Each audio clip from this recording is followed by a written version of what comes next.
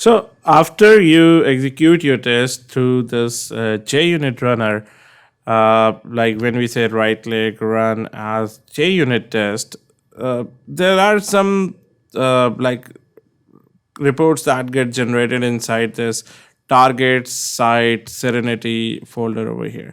Basically, the file that we are looking for is index.html file, which you'll not gonna find it like this way, right? You're not gonna have that detailed HTML report generated like this way. So when working with BDD, it is always recommended to build your project using some build tools so that we can call these Maven goals that we have specified over here. Like one of the goal I was talking about is the verify goal. So over here, there's a verify goal that we need to call. So what we need to do, instead of running it as JUnit test, I'll right click on my project and say run as, and over here you can first clean the project as well. I mean, clean, what clean will gonna do if I clean it? So you're gonna see everything from the target folder is deleted.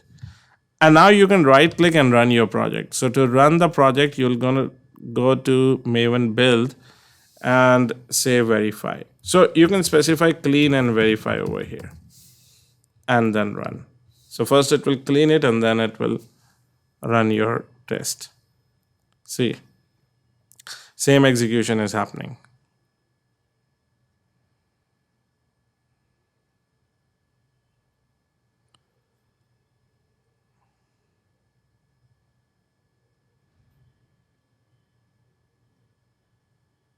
And one test pass. And now if you refresh it,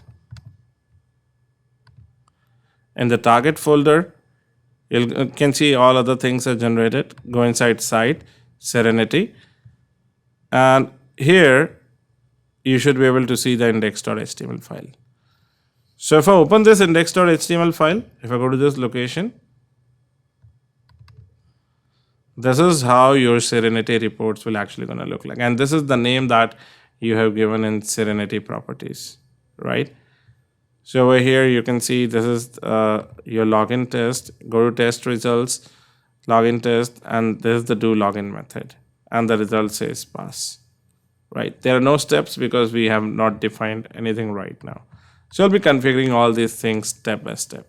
But this is how you generate your very first Serenity report using the very basic approach that we have followed so far.